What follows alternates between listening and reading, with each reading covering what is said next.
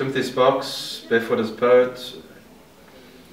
The modern age lacks suffering, and great art needs the articulate voice of the poet. Much of my poetry is a meditation on the collapse of modern education, a world devoid of honour where nihilism is the celebrated form. Poetry finds a perfect symmetry of the soul, the intellect, and the wits of the poet.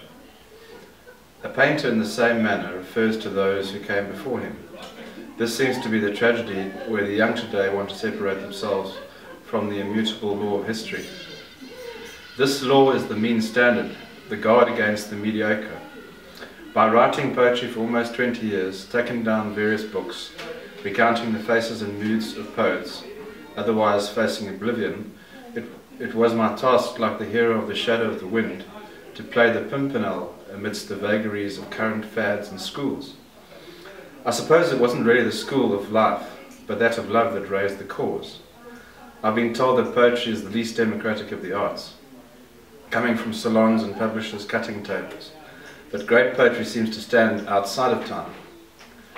Coming to my thoughts of this morning, I gather with 12 poets in the springtime.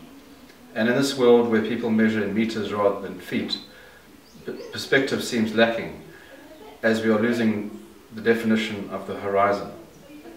I will wrestle with poetry and try to aim for a classicism that is wanting.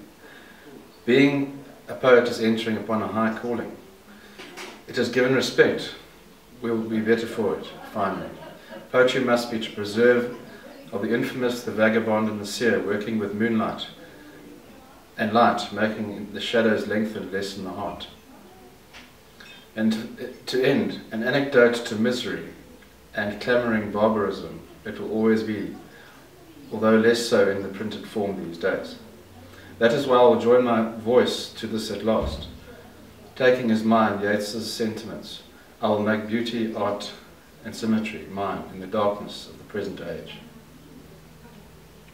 And that's all I want to say about poetry. Here follows my poem. A message in a bottle. Dreams have a destiny beyond the shadow of a well of tears. Falling bombs of Dresden render words simply in the wide, cold air of day. Our fears leave behind proud sentences.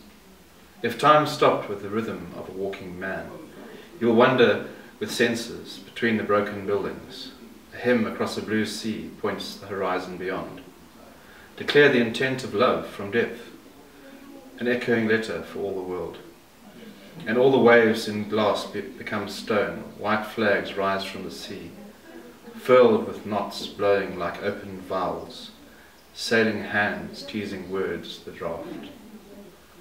There resting are the fingers, tracing through the earth her heart. The sea wind blows, that is enough, lingers for the facing line on line. Would we ever part?